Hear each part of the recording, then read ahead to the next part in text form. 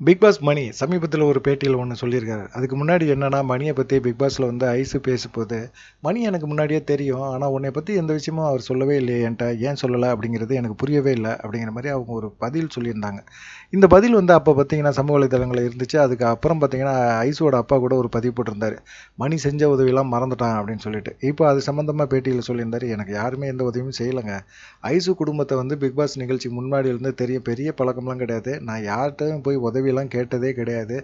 Big pass நிகழ்ச்சிக்கு அப்புறமும் அவங்க வந்து என்கிட்ட பேசிட்டு தான் இருக்காங்க. ஆனால் அவங்க ஏன் அப்படி பதிவு போட்டாங்கன்னு தெரியல. நான் அதை பார்க்கவும் இல்லை, எனக்கு அது சம்மந்தமாக ஒன்றும் புரியவும் இல்லை.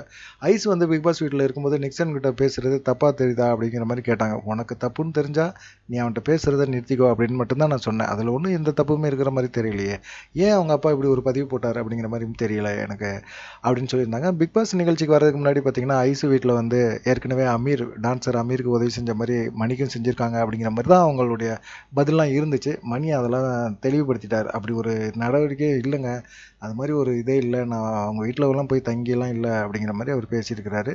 இப்போ அந்த விஷயம் தெளிவாக இப்போ பேசப்பட்டுக்கிட்டு இருக்கு. பார்க்கலாம் என்ன நடக்கும் அப்படின்னு சொல்லி.